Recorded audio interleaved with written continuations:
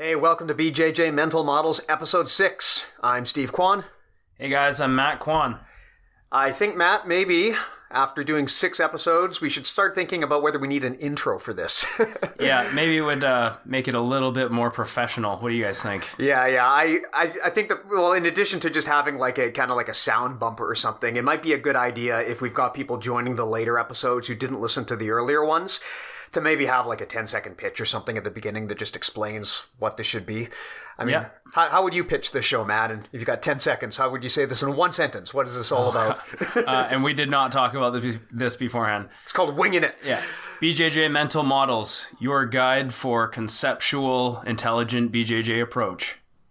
That was actually really good. I don't know where that came from. At least if we can't make it, we're gonna fake it anyways. Yeah, guys. I should wing things more often. Perfect. Okay, so today's episode is a slight detour from what we talked about prior. We spent the first 5 episodes talking about the mechanical aspects of jiu-jitsu. And, you know, this is actually the way that most people teach jiu-jitsu. They start off and they teach you about the different mechanics, although hopefully we've been able to talk about them at a higher level than you're used to experiencing in class. What we want to do now is pivot a bit to some of the other things that are just as important as the mechanical aspects of jiu-jitsu. There's a lot of psychological and social topics that are not only more important in some ways than the mechanical stuff, but also probably easier to talk about in audio form anyway. Yeah, so today we'd like to talk about gym culture and etiquette. Yeah, and I actually don't know if one episode is going to be enough for this. We haven't talked in detail about exactly what material we want to cover here. I think we're just going to kind of wing it from our own experience, but these are topics that, number one, we've wanted to talk about for a long time, and we wanted to put some thought into how we could package this up. And number two, a lot of the questions and comments and feedback that we got from people led us to the road down that this might be something that we want to tackle. You know, there are a lot of people asking about what exactly, you know, should you do in the situation? What should you not do in the situation? And we thought it would be good to have just a high level discussion about what does it mean to be a jiu-jitsu training partner? You know, what are not only how should you behave, but what should you expect from a school if you're new? What are your obligations to your partner? What are your obligations to the school? What are your school's obligations to you? Now, this is a conversation that touches on a lot of mental models that are more social in nature than mechanical, but a lot of this stuff is also maybe just going to boil down to just good advice for when you go into the situation. And of course, the answer changes too depending on what your level of experience is, right? If you're, maybe that's a good way that we can lead off this conversation, Matt, is kind of talk about the different stages of experience in jiu-jitsu and what you should expect and be prepared to deliver at each of those levels. Yeah, when you're new to a jiu-jitsu school, you're not exactly sure how you should conduct yourself, how other people are going to treat you. It's very intimidating, as we all know. When we first stepped into a school, we didn't know what to expect. But essentially, you want to treat people how you would treat people in life. And unfortunately, I feel like today, nowadays, people are kind of lacking some of those common sense aspects of interaction between people. As a gym owner, I try to take responsibility for, I try to take ownership for things that go on in the gym, even if it's not my fault. It's important to recognize that, hey, it is up to you, the gym owner and instructor, to set the tone for, things going on in classes. Are people treating each other with respect? Are the higher ranks rolling with lower ranks? Essentially, if you're brand new, people need to treat you. Obviously with respect, but it's almost like you're being introduced to something completely brand new, and people need to realize that we were all in that position at one point, and it's very intimidating. So important for the higher ranks and for people that have been there for a little while to be welcoming, be friendly, of course, be on their best behavior, and also good hygiene. Yeah. There's a lot of topics there to unpack, and I think maybe we can start with the first one you mentioned, which is the old do unto others principle. When you want to talk about mental models, the most famous mental model that everyone knows, even if you've never heard of mental models, you've heard of the golden rule, right? Which, depending on how you want to phrase it, basically it tells you treat other people the way that you would want to be treated. It's a fundamental principle of many, many, many religious texts, as well as in philosophy. It's called the ethic of reciprocity, because when you want to get fancy, you need to give everything a really complicated name. But the golden rule is probably the single most important mental model you can ever learn. And if you learn that one thing and you apply that to everything you do in life, you're probably going to be a pretty decent person. And this is so important in jiu-jitsu because day one, it takes a lot of mental courage to decide that you're going to go to a place where people are going to try to choke you unconscious, right? And break you. I think that for those of us who have been doing this for a long time, you kind of lose touch as to, how weird and intimidating that is. And you forget once you've been doing it for a while, but it's hard. And in a lot of ways, the white belts are the most important people at the gym.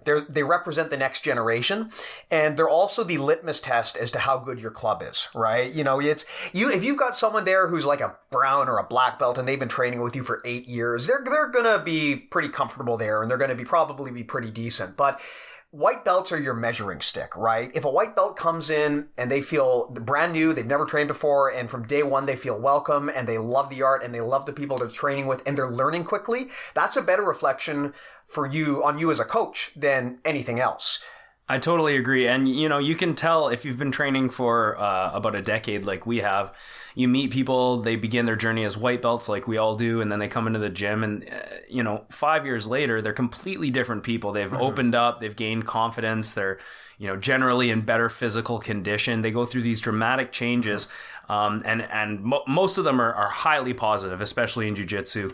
And like you said, it's a reflection of the gym itself, and also as for the head instructor. So, if you're a blue belt, it's an investment to produce white belts that are respectful, that aren't so-called spazzy, that are really good training partners, that learn the core concepts so that they can give you better training. And also as an instructor, it's really important because these students are eventually going to go out into tournaments and possibly visit other gyms. They're going to be a reflection of you as a person, the standards that you set within the gym, and also the gym culture that you have. So like you said, white belts are definitely some of the most important people that will be a part of your school, and probably they're going to outnumber the higher ranks for sure. Yeah, and as a gym owner, it's important actually that they outnumber the higher ranks, because those are the people who ultimately fund the gym, right?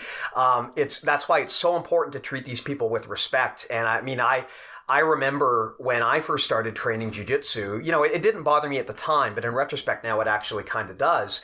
At the school that I started out at, all of the white belts kind of hung out together, and all of the purple pluses all hung out together, and they were like two just completely different clubs. Like, I didn't even speak to a purple belt until I was like well into my blue belt. You were probably a bit intimidated too, because Well, yeah, of course, there seems to be a like some gyms seem to have this thing where if you're a white belt, you can't ask other higher ranks to roll. This is actually a really common way of thought. Yeah, it's a dangerous way of thought too. It's like it's the wrong way to think about jiu-jitsu. What it does is it sets the tone in the practice room that you're on a different level, not just in terms of skill, but in terms of status. Mm-hmm. And as human beings, we all want respect. We all want to be validated for our hard work, and we want to be treated well. So it's like you said, do to others what you want done unto you. And in this situation, treating people that they're, that they need to earn the right to even have a conversation with you because you're a higher belt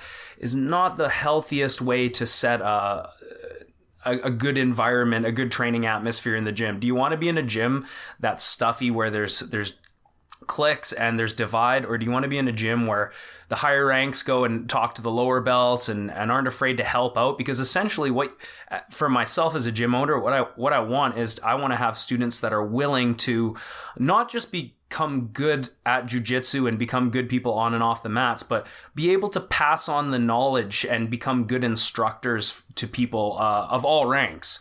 And we always say that white belts should. I'm not saying that a white belt should go and teach moves necessarily, but definitely helping other white belts and being willing to learn the concept so that one day they can become, competent instructors. Yeah, and the thing is too, when I was a white belt, I looked at these people who had, belts with all of these fancy colors, and I thought, man, these people basically have superpowers. But once you get up to that level, you realize Yeah. all that having like a purple or a brown or a black belt means is that you've been pretty bad at jiu-jitsu for a very long time. That's right. You've had enough time to work some of the bugs out, but it doesn't mean you're some sort of like Zen master at it, right?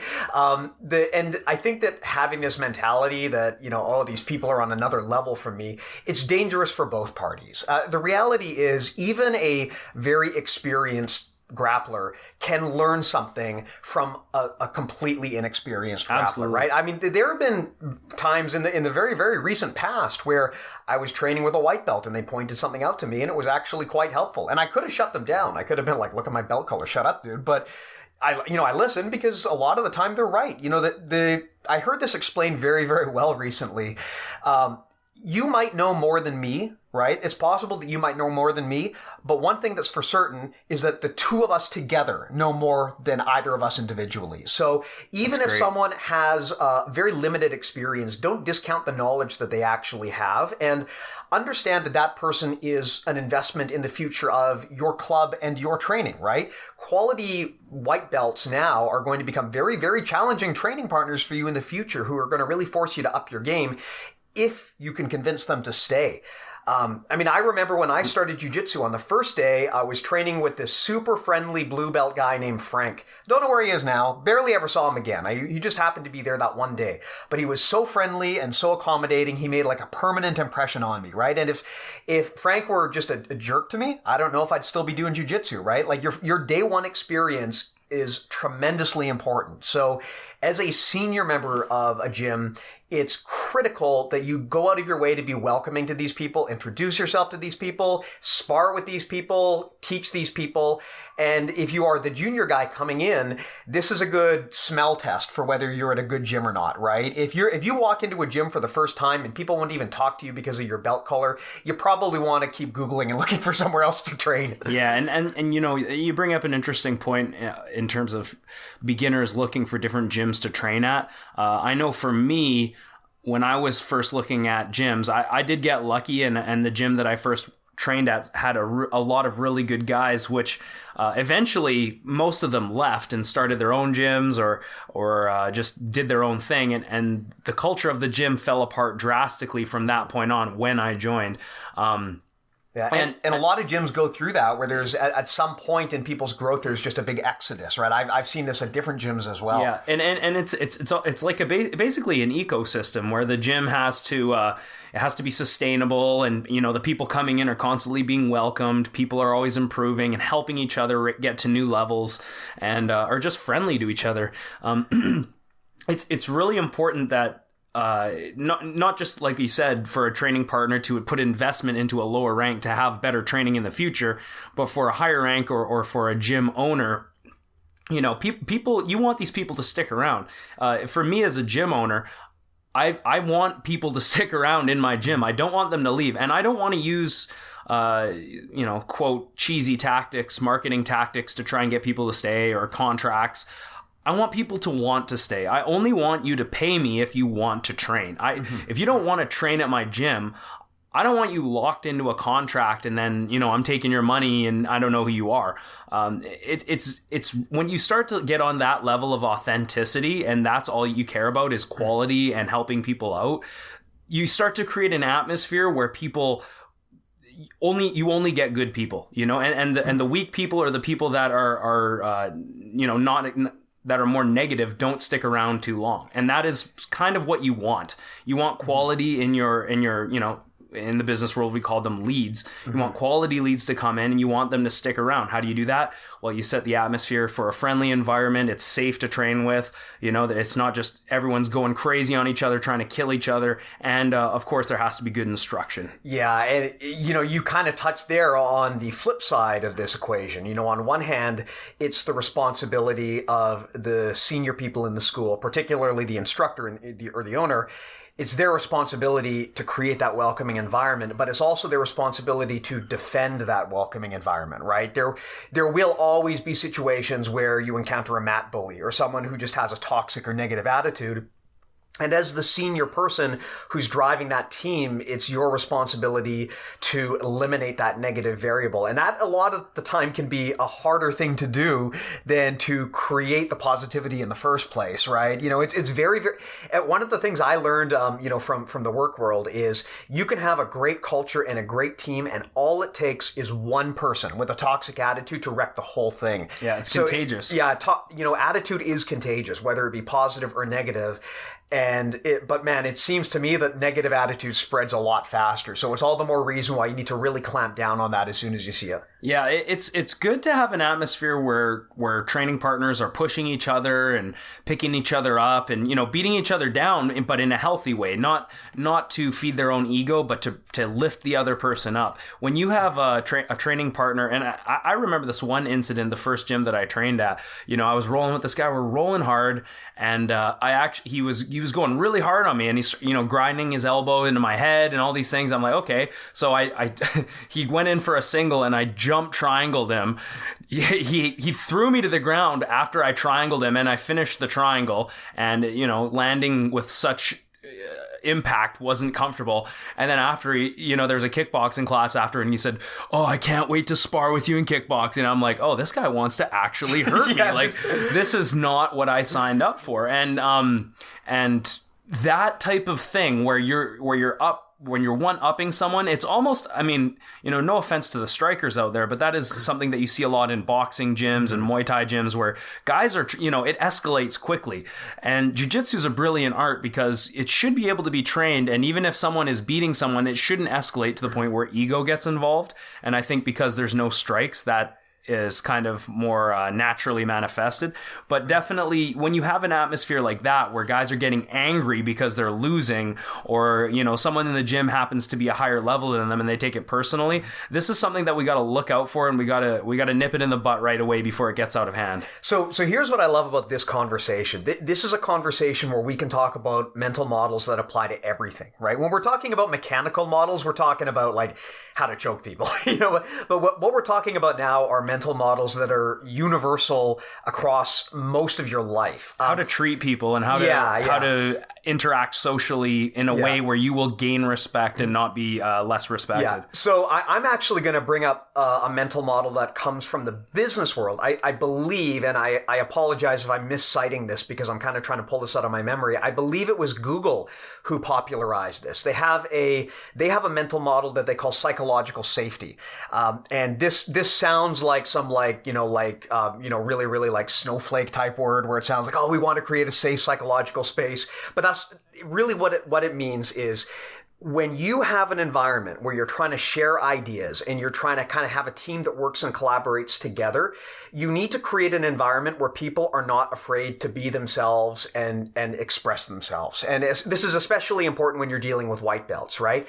In the software world, this is important because if you create an environment where, your engineers are afraid to speak up, then you're not using those very expensive brains, right? You're not using those resources because they're intimidated to speak up to more senior people. It's the same thing in jiu-jitsu where if you create an environment where you've created almost a class discrepancy between white belts and everyone else, you're going to deny both parties the ability to really learn from the other. Another mental model, and this is actually also super important in business, is the concept of self-competition. So the idea here is the true measuring stick of your performance should not be what the guy next to you is doing or what the guy across the street is doing. It should be who you were yesterday. That's the best measuring stick. If you try to measure yourself against someone else's performance, like, if you're going into the gym and your goal is to tap Jim, I hate Jim, he always gets me, I'm going to get him today. If you start getting competitive like that, first of all, the gym is not the best place to be doing that. That's more for tournaments. But even so, you will always come in from a better psychological standpoint if your focus is on improving yourself. You see this with companies too. Companies who are obsessed with what their competitors are doing, they are doomed to be in second place to that person because their whole goal is to kind of catch up to somebody else. If your only goal is to look at who you were yesterday and be better than that and to disregard all thought of what other people are doing, you still want to kind of pay attention because you want to learn from them, but if you're only using yourself as a measuring stick of your quality, and you're not using someone else as a measuring stick of your quality, you're going to wind up in a way better place, both from your performance and from your mindset. Such a great point, Steve. Like being the gym owner, I've basically adopted much of what we're talking about, like an open door policy where students can basically approach me, and I want to be an approachable guy. I want to be likable and I want to be respected, but I don't want to gain that through status. I want to gain that through by being a good person and having people want to share those feelings with me and wanting to train with me. Mm-hmm. And when you say things like that, it's like I have people coming up to me and say, "Oh my God, like, you know, like your white belts are really good. Mm-hmm. Like I came to this school as a blue belt, or I came to school as a purple belt, and I don't feel like I'm just not getting better or whatever. And I can't even deal with these white belts, and I feel like I'm getting worse." It's like, you know what? If you compare yourself to someone else, then it's very difficult to find positivity in it. If you're a purple or a blue and you're losing to a white belt, you know, it's not necessarily the healthiest comparison, like you're talking about. Like you said, comparing yourself to the person you were yesterday, that's the goal. And for me, having, you know, we've had long journeys in jiu-jitsu, and me being a competitor, it's like if I compare myself to a guy like Rafa Mendez, you're never going to be happy with yourself. Yeah, I'm never going to be as good as Rafa Mendez. And even if you got to the point where you were that good, you're still stifling your own growth, because instead of focusing on what you can do, you're looking across the lane to the other guy, right? Like no one ever wins a race if they're only looking at the guy beside them. You've got to be looking ahead. That's right. And we got to realize that we're all good at different things. You know, just because you know, this guy always passes your guard, or this guy always arm bars you, instead of thinking, man, like this guy's better than me, why can't I beat this guy? Think, oh, he's passing my guard. What does that mean? Well, a logical solution is, where is he winning the guard passing battle? Is he going right from the, you know, is he cartwheel passing me, or when we touch hands, or is he getting into deep in my half guard and then he starts denying me the ability to frame, and then he gets chest to chest connection? Now, before I know it, he's in the second phase of guard and he's about to pass. Well, there's a problem that I'm having in the engagement phase. I'm losing a grip battle. I need to logically look at solutions with realistic goals, rather than just say, oh, I'm never going to get better, or I just feel like I'm not progressing, right? Like I like to say at my school, there's, you know, if you plateau, it's a choice. It's up to you. Mm-hmm. Think of one thing you can do better every day. Think of one thing that you think of one thing you do good. Think of one thing you can do better, and then try to identify a solution that will help you reach that goal. Because just saying that you suck is not constructive, but to actually identify problems in your game from a logical point of view and then come up with solutions. And, you know, one of the things is not being afraid to ask people. Yeah. Asking questions and having a gym where anyone can ask anyone questions and not feel like an idiot is an extremely healthy thing, and promotes growth. Not only does it promote a transparency and a vulnerability from the person asking the question, but it promotes an environment where people want to ask questions, and when they're not afraid to ask questions, and that's where you're going to get, you know, the most learning going on. Yeah, and that's psychological safety, right? You're creating an environment where people are not afraid to express ideas or feelings for fear of being punished or treated differently. You want everyone to be open with this stuff. And I mean, to your point, Matt, you know, pro tip, if someone is beating you every single time with the same move, easiest way to figure out the solution is to ask that person what they did and how they're doing it, right? Let's work on it together, right? Let's not look at it as a competition, because when you go to the gym, it's not a competition. It's these are your training partners, right? If it's a competition every time you go to the gym, you're probably not going to have a lot of fun doing jiu-jitsu, right? What is a competition to you then? Because for me, when I go to the gym, I want to go there to get better at myself and to help other people to get better.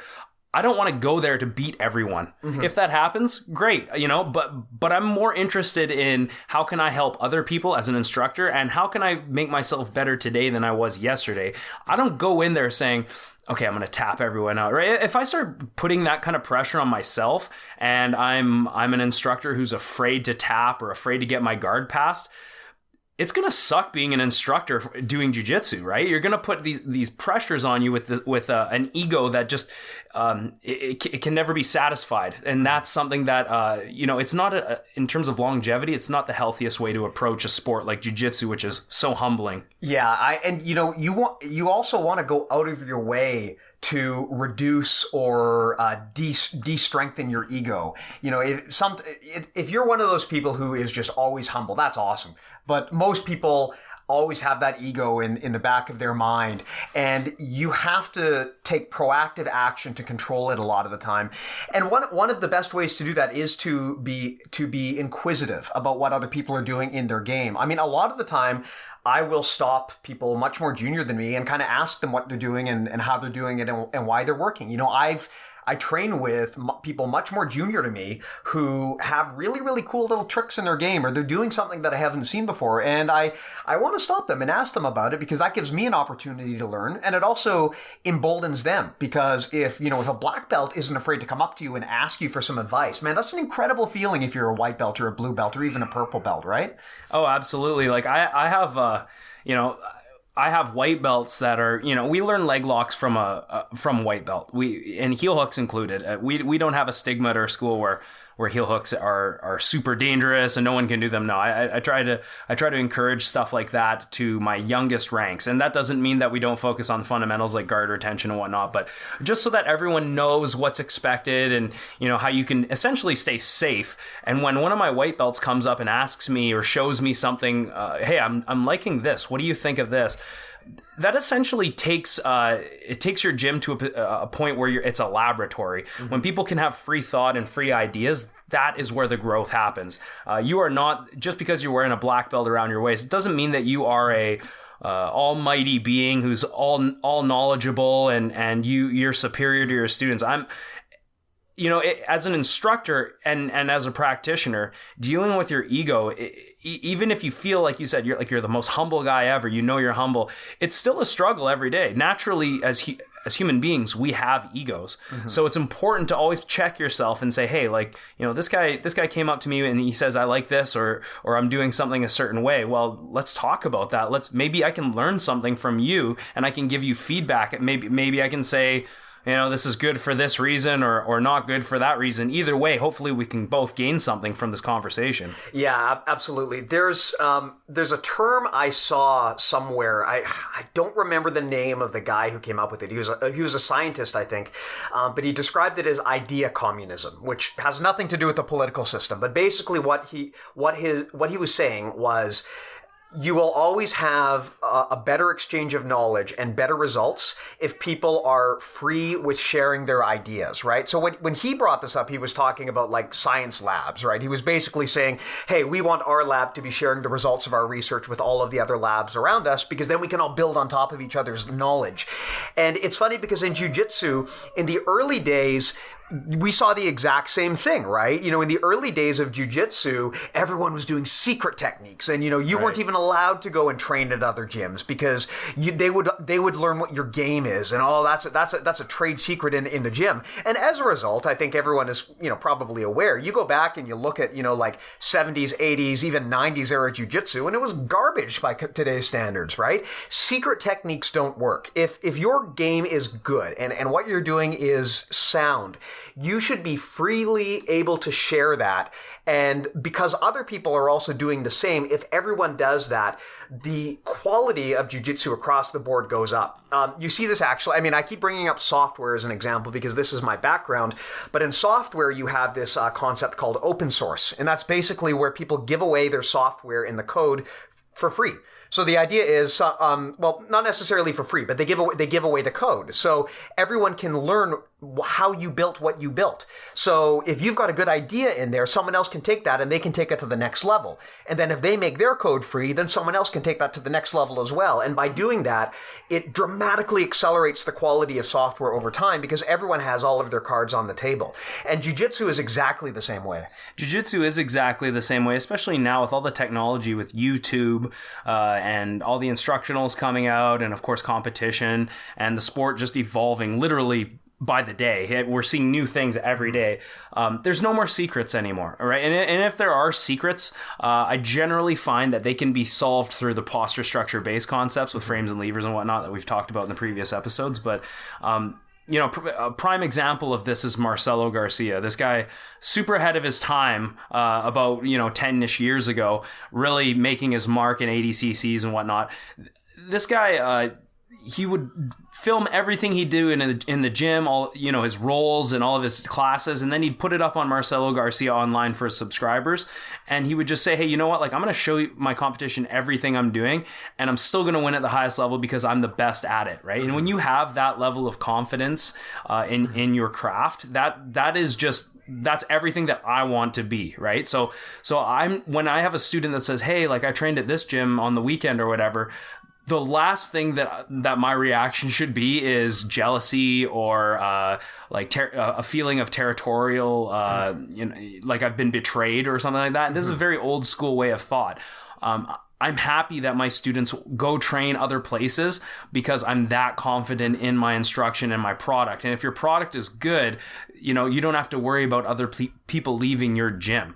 Nowadays, with all the resources out there, there really is no secrets. And if there are secrets, eventually, if you have a good trained eye and good people around you, you're going to be able to reproduce them. Yeah, generally speaking, if your gym refuses to let you train anywhere else, find another gym. Similarly, if your gym asks for, expects, or demands loyalty, find another gym, right? Like this or honor. Yeah. I mean, if your gym is kind of acting like this is some like super duper secret, top secret cult type thing, you're not only are you not in a good gym, but you're also not going to get the most out of the martial art, right? When it comes to secret techniques, you find out very quickly that these actually don't work, right? If your whole game is based on having a trick that other people just haven't seen before, the problem is eventually they're going to see that trick and then it's never going to work again. Sound fundamentals and sound strategy always beat like one-off tricks, right? Yeah, and also for all you beginners out there that maybe are thinking about trying jiu-jitsu, or you know, you're at a club and you've only trained at one club and you don't really know what's right, I recommend that you shop around a little bit, and you don't need to go to the first gym that you visit. You don't need to go to sign up to a gym because there's Gracie in the name. No offense to anyone who trains at GB or Carlson or anything like that. It's just that this is a free market, and you have the right to train where you want. And people should, I've said this before, people should look at your jiu-jitsu training as an apprenticeship, because time put in doesn't necessarily mean, results. And it comes down to instruction. It comes down to training partners. And it comes down to mindset. A big part of it's mindset, concepts. It all comes down to that. So when you're new to a gym, I recommend you visit 5, 10, even 15, as many gyms as you can. So, I mean, not only do you want to see what's out there, but you do want to create relationships. One of the first gym that I went to had a very closed door policy. They didn't condemn you training at other gyms, although eventually they did, and that was the reason why I left. But they didn't encourage cross training, right? And and that is unfortunate, because what happens is people go in and they get the feeling that, well, this is clearly the best place to train. My instructor doesn't want me to train anywhere else. Okay. And eventually you start drinking the Kool-Aid and you think, okay, well, this is kind of how every gym is, I guess. But when you don't have a connected network in jiu-jitsu and you're not aware of the other gyms in your community, you don't gain as much. And after I left that gym and moved to a gym called Burnaby BJJ, I was introduced to a whole network of people, a whole community in Vancouver that did jiu-jitsu. And I realized, like, wow, there's amazing people out there. There's people that I've never met before, all different types of games, all different approaches, really friendly, awesome people. Like, I realized that, hey, like, I'm so lucky to live in a place where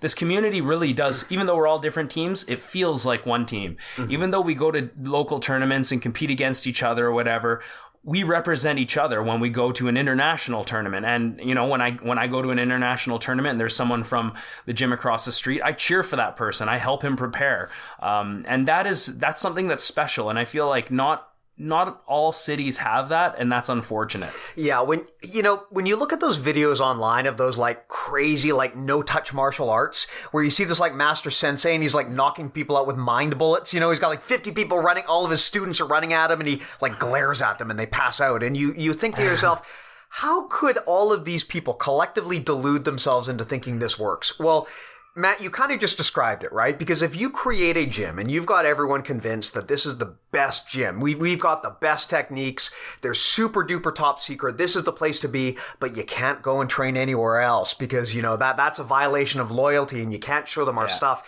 Yep. You create this filter bubble where you kind of feed into your own beliefs, and over decades and decades, that's what you wind up with. You wind up with this watered down martial art that doesn't work anymore because nobody's testing it in real life, right? Like no one is actually putting it to a rigorous test.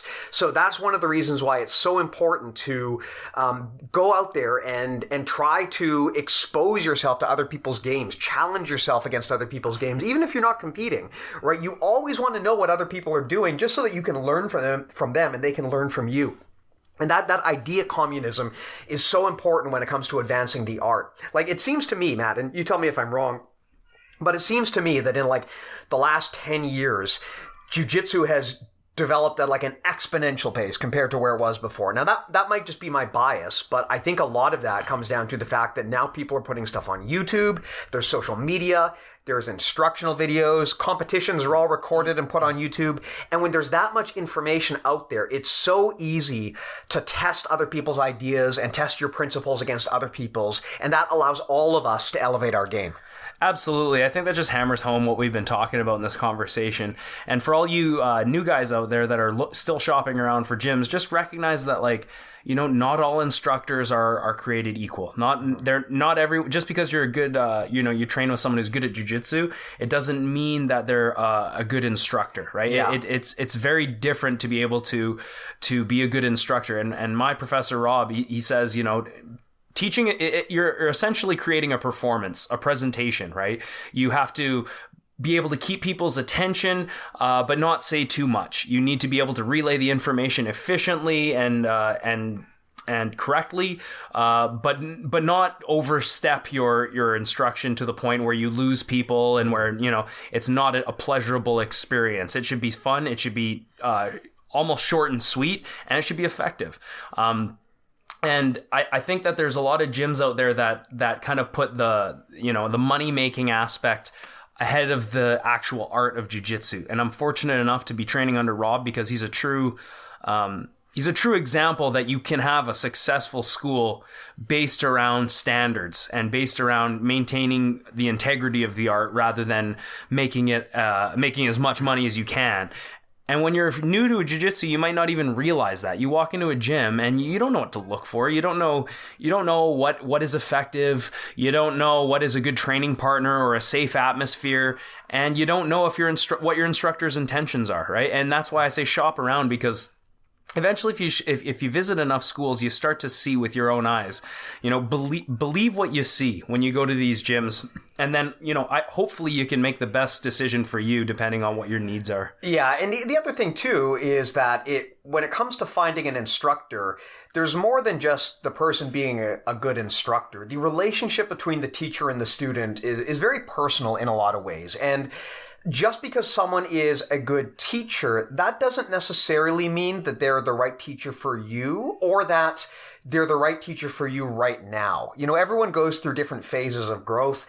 Everyone has different ways of looking at things. And it could, you could find someone who's a great teacher, but maybe they're just not exactly what you need right now. And this is something that a lot of senior people encounter at some point, where they've been training at the same place for years and years and years and years, and they know their instructor is good, but maybe the road that they're going on is taking them in a different direction and they're no longer maximizing the benefit from that instructor. And sometimes you have to move on, and that really shouldn't be an area of conflict or something. It shouldn't be anything personal. That's just part of the journey of learning, right? Your mentor might change over time.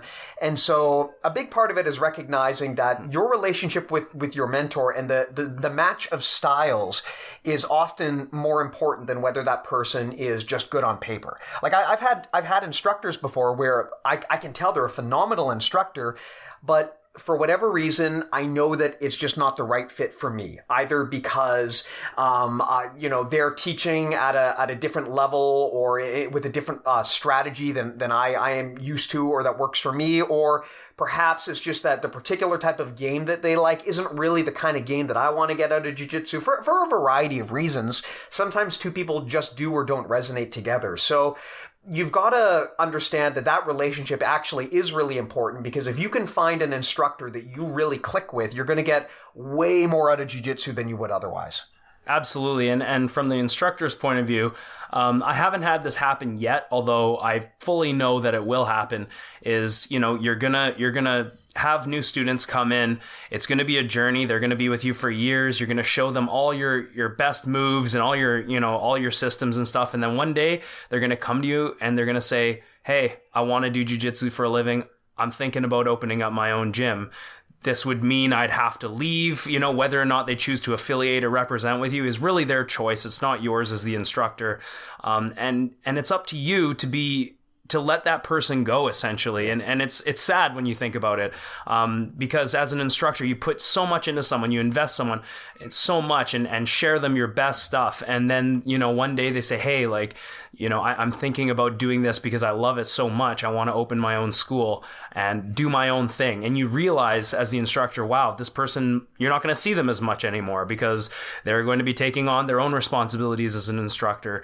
And your reaction shouldn't be envious. It shouldn't be, spiteful because someone maybe wants to do their own thing. But, it's like what they say. If you love something, let it go. And it's important to have that foresight and that maturity to say, you know what, I'm happy for you. And that is something that I'm happy for you for doing. And, that's what I did. I started my own school. It's the best thing that ever happened to me. So definitely being able to let go of someone when they need to go is it shows a level of maturity of an instructor, not only as an instructor but as a good friend and mentor as well. Yeah, and this should be something that you celebrate too, not something that is a sad moment or something that makes you angry, right? If you have an abundance of or a mindset of abundance, right, and you realize that this is not a zero-sum game, the art is still growing, there's enough room for everyone, you shouldn't be intimidated or threatened or angry or feel betrayed if one of your students wants to take their game to the next level and open their own gym. You should feel flattered and honored that one of your students was able to get that far with your tutelage, and that you've made an indelible contribution to the art at that point, because you've created students that are now creating other students. What more can you ask for if you want to talk about contributing to the art? To their, sorry to cut you off, but also to their personal life. If you do that, if someone comes into your gym as a software engineer or a chef, and then you show them jiu-jitsu, and then they decide they want to make a career change and dedicate their life to jiu-jitsu, that is an honor that you've influenced them in such a way that they want to change the purpose of their working life to dedicate their art. They love jiu-jitsu so much, it's almost a tribute to you. Yeah, there was I remember listening to, I think it was Rorion Gracie who was doing an interview, and he said, they were talking about, I don't remember exactly what it was. I think it was about athleticism.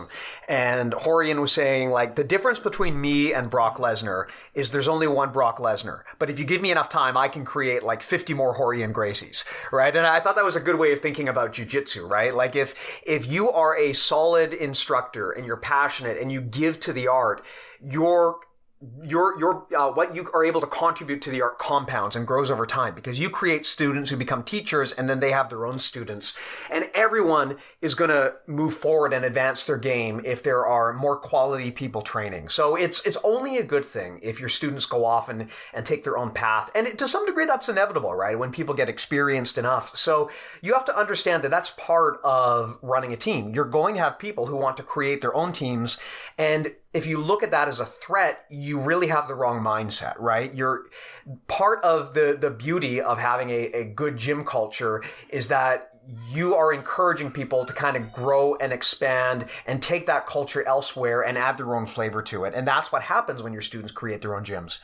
Yeah, and also to talk about for those of you that have been at gyms for a few years, or you've done jiu-jitsu for a few years, it's really important to sort of look and identify, is your instructor keeping up with the current evolution of jiu-jitsu? Because as we know, jiu-jitsu is changing every day. It's changing literally every year. There's a new flavor. There's new positions, new moves, new techniques and concepts that are coming out of competition and whatnot. So if your instructor, I don't want to use the word old school because I don't want to shit on guys that have been doing jiu-jitsu for a long time, but if your instructor is set in their ways and they have a game and they don't really care about too much about studying and continuing their learning in jiu-jitsu, they tend to fall stagnant because jiu-jitsu moves ahead so fast. So having an instructor that has a thirst for knowledge and an eye for new upcoming I guess updates or upgrades, whatever you want to call it, new techniques and flavors, you really want to have an instructor that has that. And it's a super valuable thing, especially for competitor, but just to stay in the loop, because you don't want to go to a school and then everyone's doing all these crazy moves or going upside down on you. You have no idea what's going on. You would like to, ideally, as a practitioner, go to a school where your instructor is always learning and always doing their best to try and pass on that information to their students. Yeah, and this ties into what we were talking about earlier, where this is one of the reasons why, regardless of your experience, you always want to be paying attention to and listening to the younger, less experienced people. Because, yeah, you might be a super experienced black belt who runs the gym, but odds are that 20-year-old white belt spends a lot more time Googling techniques than you do. And even if he's not an expert at stuff, he might have encountered something that you should at least be aware of. The thing about jiu-jitsu is there's always going to be a new shiny object, right? There's always going to be a new, reverse avocado guard or something. There's always going to be some new thing.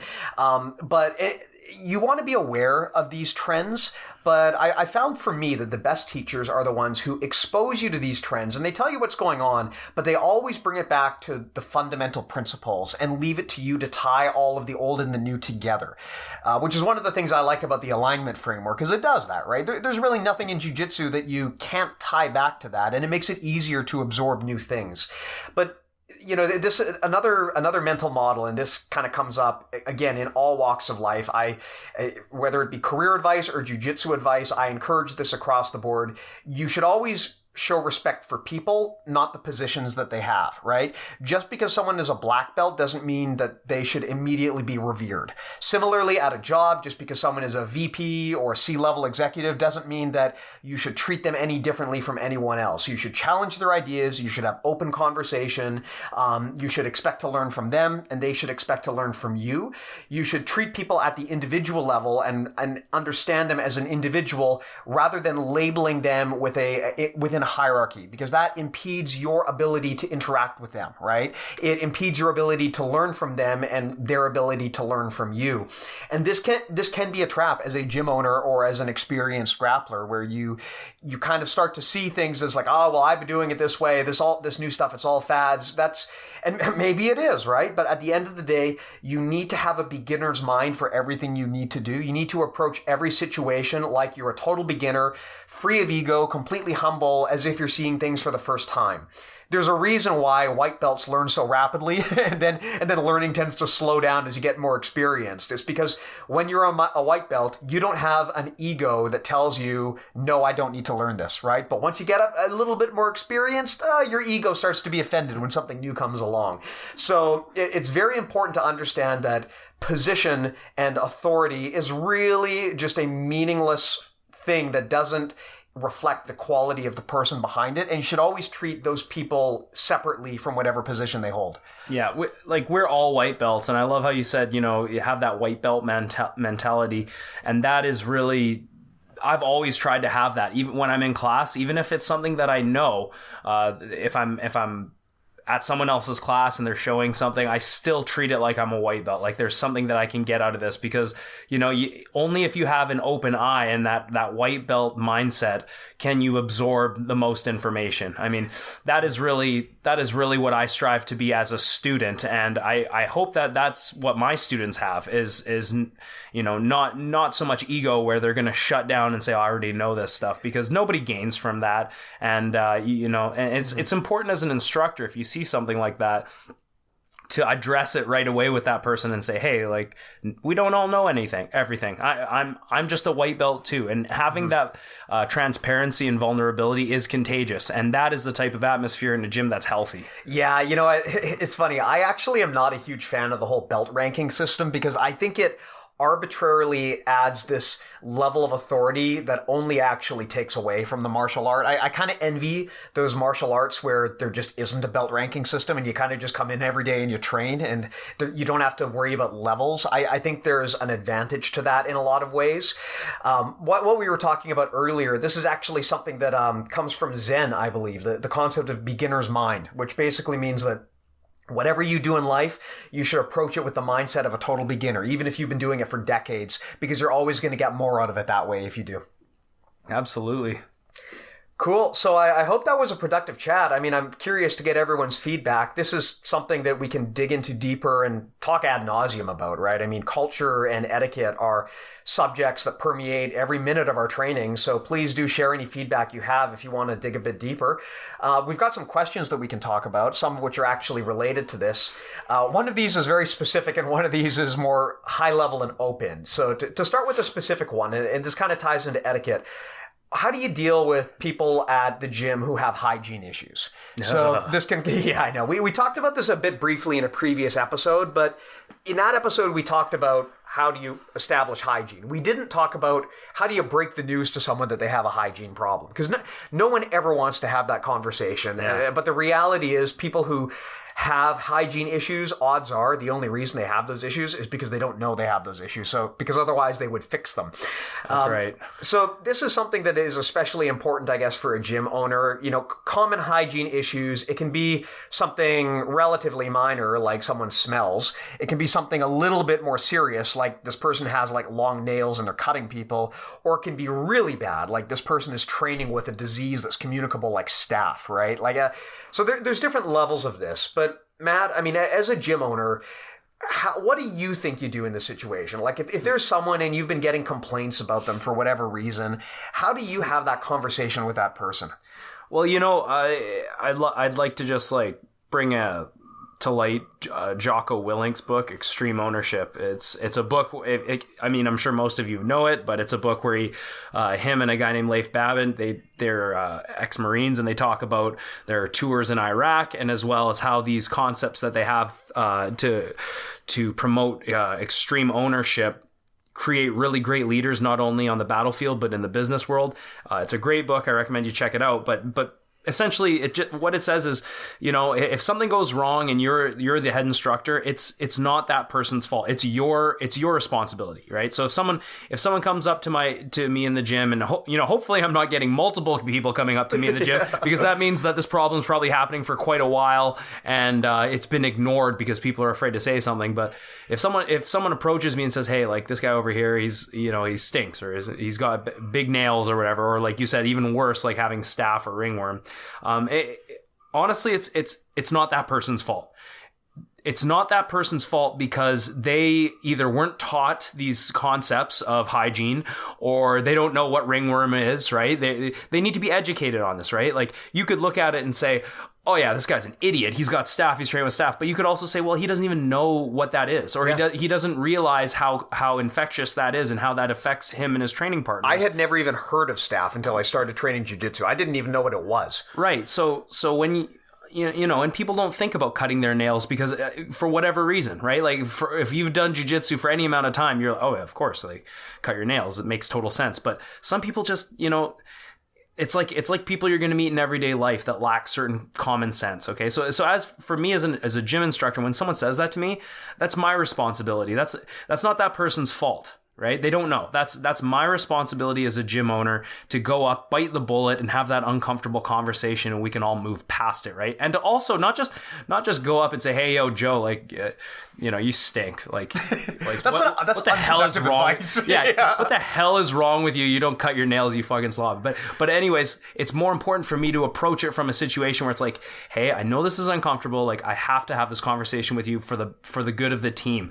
I'm not mad. This is nothing to be embarrassed about, but this is the reality of the situation. I'm telling you because it's a danger to your training partners, and overall, now that we know this, we fix the problem and we move on. And from now on, you know to look out for other people like this, and we all gain from this. There's nothing to be embarrassed about, even if it's something that is embarrassing or off-putting. But if you have a respectful conversation and you don't put them down, it shouldn't be a problem. Yeah, that's actually a really great way to handle it, and I really like the way that you specifically described each of these steps here. First of all, one thing that you brought up, Extreme Ownership, in addition to being a fantastic book, is also a fantastic mental model. It really encourages you to take ownership of everything that happens in your life. Like, it's very easy to mentally paint yourself as a victim, or to blame someone else, or to hand off accountability to someone else. Or create excuses. Yeah, or create excuses. But the reality is, regardless of who created the problem, if you don't take ownership of it, you can't fix it. So it's always better to just take ownership of that problem, even if it wasn't something that you started, and fix it from there, right? A good example I heard regarding extreme ownership is like, look, let's say that you, I don't know, let's say that like you like a dog runs up and bites you, right? Just out of nowhere. Was that your fault? No, it wasn't your fault. Is it your responsibility now? Yes, it is. Because you have a dog bite on your leg. So it's not your fault, but it is your responsibility, and you've got to fix that now. And you should think of everything like that. Doesn't matter if it was your fault. Make it your responsibility. And this goes not just for gym owners too, but even for people at the gym. You don't have to be the gym owner to demonstrate extreme ownership. One of the great things about this principle is even very, very junior people can demonstrate that level of ownership, and that's a really good way to build up your authority and your experience quickly. Yeah, a few examples I'd love to touch on. Like, for example, if you have your partner in a heel hook, or any submission, let's say any submission, and they don't tap, and they jerk out of that, or try to jerk out of that submission in an unsafe, unsophisticated way, and they get hurt. Like, take ownership for that, because you were the one applying the submission. And if you're, maybe you didn't know, but if you're the higher rank, it's still your responsibility, because you have to have the intuition to let go of that submission and know that that person escaped the wrong way. This is the only way that we can create a safe environment when we're practicing such dangerous moves and prevent injuries, right? Yeah. And take it, for example, if you're a parent. Right? If your kid is we're both young parents, Steve. If your kid is playing on the stairs, and you're like, oh, yeah, my kid's playing on the stairs, whatever, and then they fall, it's like, oh, you stupid kid, you fell. Like, why'd you do that? You're an idiot. But then you think about it, you're like, well, actually, I'm the idiot because I didn't watch my kid.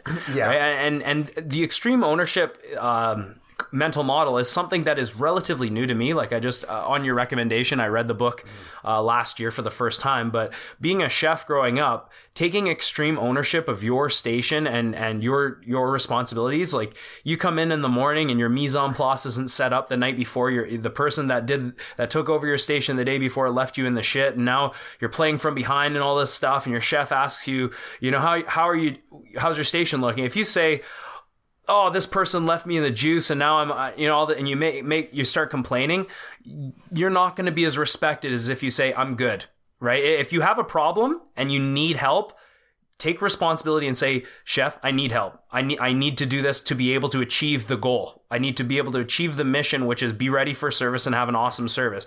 If you start immediately complaining and say, oh, this person didn't do this, this person that, you don't know what service was like last night. You don't know all the ins and outs, or maybe someone called off and that person had to go do something else. So I actually learned extreme ownership through being in the culinary arts. And I'll tell you right now, it gave me the tools to not only be a responsible leader, but to be able to not have an ego and to be vulnerable enough. And as a leader, that vulnerability will trickle down into your senior students and junior students, where they will take ownership for mistakes rather than make excuses. And that's the kind of environment that you want to have as a leader. Yeah, if you look at any field, not just jiu-jitsu, but any field, you'll notice that the people who are star performers, or the people who get promoted and advance the fastest, are the people who demonstrate extreme ownership, meaning they don't care who started the problem. They're going to finish it. They're going to fix it, right? Those are the people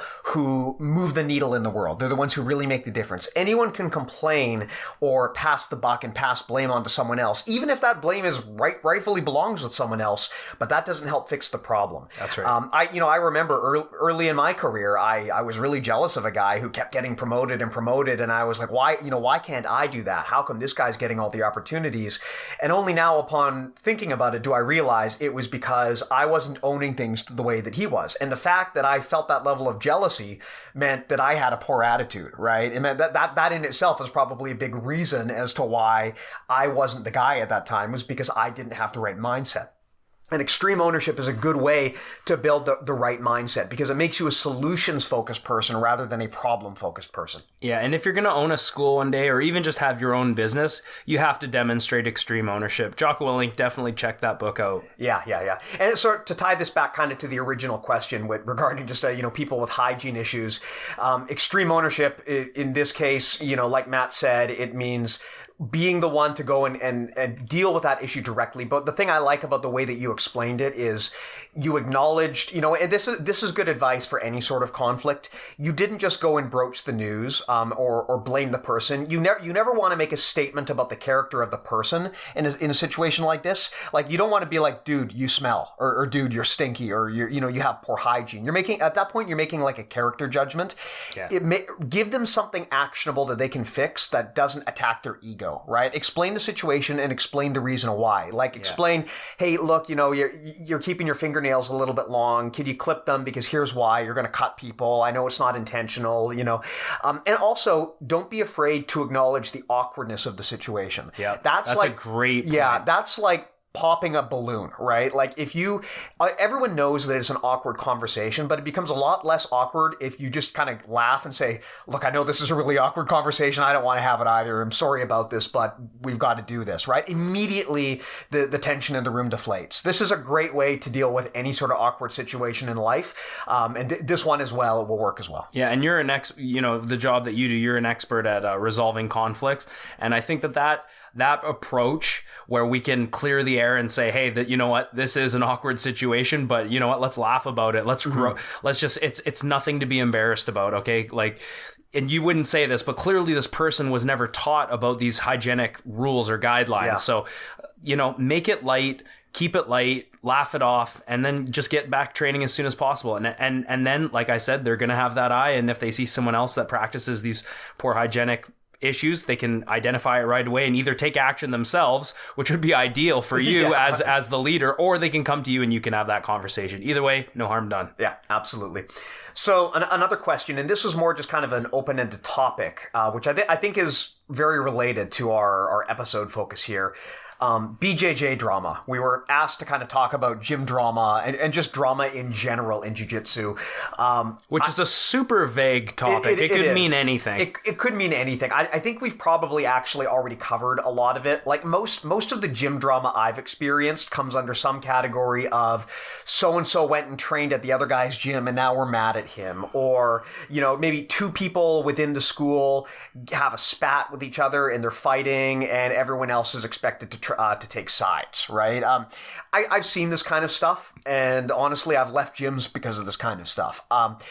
I don't pay a significant amount of money every month to train jiu-jitsu to have to deal with high school drama, right? I have no patience for that.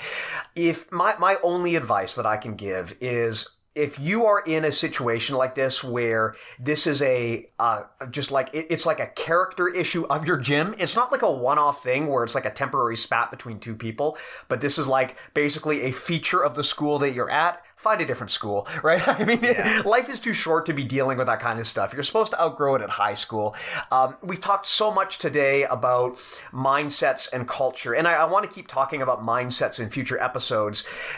If you are in a gym where that kind of drama is going on, you've already violated several of the mental models we talked about earlier. You violated the golden rule. You violated the principle of psychological safety. But there's another thing too. I don't know to what extent you would call this a mental model, but we've all heard, keep it playful is a common phrase in jiu-jitsu. I think it was Henner Gracie who kind of started that whole thing. Yeah. That kind of simultaneously means nothing and means everything at the same time. Like, if you're not having fun doing jiu-jitsu, why are you doing it, right? At the end of the day, regardless of what your goal in jiu-jitsu is, whether you want to win medals or open a gym or just stay in shape and meet people, it's got to be fun. And if your gym or your situation has a ton of personal drama, you need to consider whether it's really the best situation for you. The nice thing about jiu-jitsu is that in most major cities, you've got other places to train. So all I can suggest is if it's a small issue where it's just one or two people, you can maybe have the conflict conversation that we had earlier. You can talk to them individually and kind of tell them about the impact that their drama is having on you. But if it's a systemic problem with your whole school, my only advice would be, life is too short to be paying money to train at a gym you hate. Yeah, I mean, honestly, I don't think I can add too much onto that. I think you've made some really great points. Like Steve said, we're fortunate right now to be in a time where jiu-jitsu is becoming so popular and it's exploding, right? Like in most big cities, there's going to be multiple gyms. Guys, don't be afraid to try different gyms. And also, like you said, it violates those mental models if it's a systemic thing. But also, it'll show that your instructor either A, doesn't care, or that B, he lacks extreme ownership. And if your instructor lacks extreme ownership, that basically says I don't care. It basically just says, well, you guys are just going to be left to your own devices and I'm just going to teach my class and I really don't care what happens. And if you have these types of conflicts in the gym, it's uncomfortable, right? Like we always say in jiu-jitsu, you want to become comfortable in uncomfortable positions. That doesn't mean unnecessary uncomfortable positions. Like some uncomfortable positions you can't avoid because someone's bigger or stronger or better than you. But in terms of gym culture and people actually being angry at each other, that's your instructor's responsibility to have those talks. And if those people honestly can't sort things out, they both gotta go. Yeah. Jiu-jitsu should ultimately be a positive impact on your life. If it's not a positive impact on your life, find somewhere else to train. That's really the best advice I can give on the topic. Absolutely, but make sure, guys, go train. Yeah, go train. Especially at On Guard or Ascension if you're in the Vancouver area. That's right. And definitely if you have any questions or things that you want to bounce off your instructor, go ahead and ask those questions. Mm-hmm. Like I'll tell you right now, as an instructor, I love when people ask me questions. I can't get enough questions. Yeah. Okay, as an instructor, true instructors love getting asked questions. They love having their ideas challenged. Mm-hmm. And that's really how you grow. Yeah. At a high level, I find that the more experienced I get, the less I learn from individual techniques and the more I learn from teaching to other people. Because if you want to teach something, you've got to really think about it. And you've got to kind of think about it from a different angle from what you normally would. And I find sometimes the best insights I have from jiu-jitsu come from me explaining something to someone else. And then I just spontaneously realize something while I'm talking, right? Very true, very true. Got it. Well, that covers all we wanted to talk about today. Hopefully this was a great episode. We're going to have a lot more like this in the future, I think. We're going to be taking a bit of a detour and talking about a lot of social and psychological topics over the next few episodes. So hope you enjoyed this. Hope this was helpful. Yeah, and guys, keep the feedback coming. If you have questions, send them to myself or Steve. We really appreciate all the support. Thank you so much for all the positive feedback we've had so far. Keep the questions coming and stay safe. Go train, guys. You too. Take care, guys. And again, life is too short to train at a gym you don't like, so find the gym that's right for you.